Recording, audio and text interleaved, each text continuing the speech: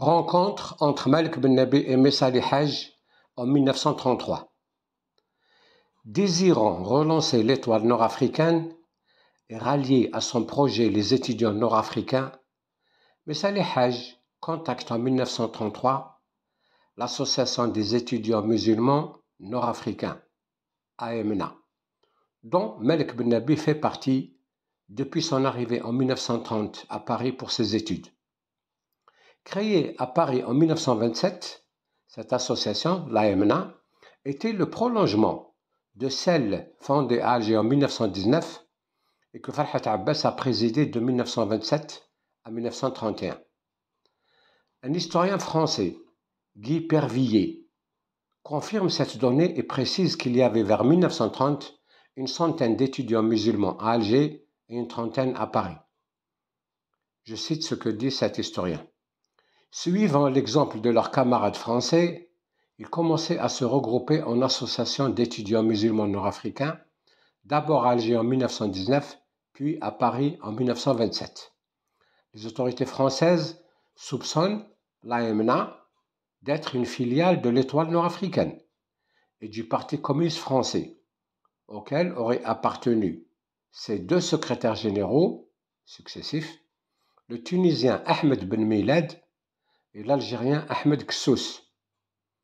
En février 1930, l'Assemblée générale, présidée par le Marocain Ahmed Bellafarj, vote à l'exclusion des étudiants naturalisés français au nom des principes de l'islam. Et l'historien, qui continue, peu après, en mai 1930, l'AMNA s'associa aux protestations contre le congrès eucharistique de Carthage, puis contre le Dahir berbère au Maroc, manifestant clairement son engagement national en tant que religieux.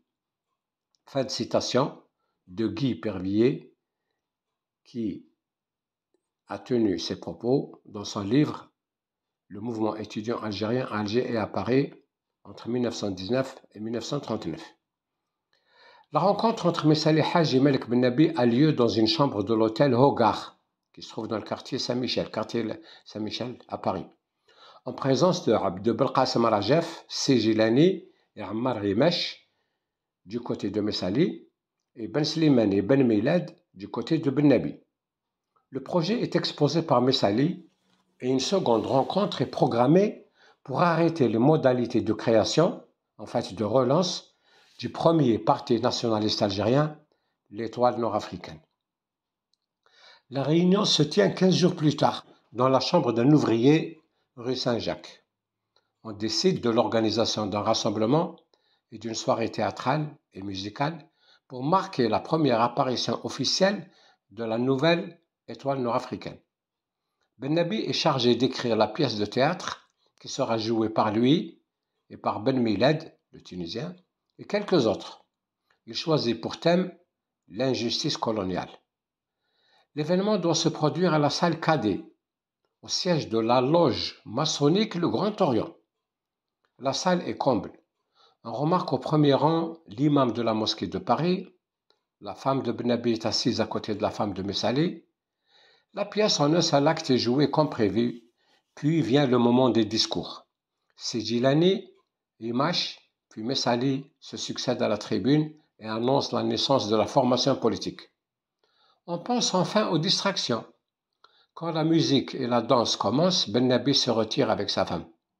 Très vite, il a détesté certains aspects dans le personnage de Messa Ali, dont les accointances avec la franc-maçonnerie et les trotskistes, et son goût pour les mondanités. Autant il apprécie son discours anticolonialiste et indépendantiste, autant il a horreur de sa propension au populisme. Il gardera des relations avec lui, mais distantes. En novembre 1934, Messa Ali Haj, Ammar Rimesh et Belkacem Rajef sont arrêtés et condamnés à 6 mois de prison pour reconstitution de Ligue dissoute, c'est-à-dire pour la recréation de l'étoile nord-africaine. Après leur libération, Ben Nabi suggère à Messa Ali d'ouvrir à Paris une salle de cours du soir où il pourrait, lui et d'autres étudiants, donner des cours d'alphabétisation aux ouvriers algériens, à l'instar de ce que faisait à l'Université populaire, le Parti communiste français à l'intention des prolétaires. Bennabi note, à l'évocation de ce souvenir dans ses mémoires d'un témoin du siècle, je cite ce que dit Bennabi, « Mais voilà, le communisme est une doctrine qui veut se servir de l'homme, et pour cela le cultive, le perfectionne, le rend efficace, tandis que le nationalisme que nous avons inauguré était un empirisme sentimental qui n'entendait se servir que de la parole. Et comme il n'était nullement besoin que tout le monde parlât, on se contenterait donc d'écouter et d'applaudir le nationaliste en chef, lequel n'eût pas voulu, au reste, partager son privilège avec d'autres bavards. » En janvier 1959, Messali est libéré. Bennabi écrit dans ses mémoires, voilà donc, je cite, « Voilà donc le vieux leader jeté sur le pavé sans autre viatique que les souvenirs de sa gloire. Moment tragique pour le vieux Zaïm qui voit les Zaïmillons, dont lui-même est en partie l'auteur, le chasser du trône qu'il avait cru le sien à jamais. Le colonialisme l'a vidé et le jette maintenant à la rue. Il a formé à son école une multitude de Zaïmillons qu'il a finalement tué lui-même et trahi la révolution qu'il renie à lui-même par orgueil. »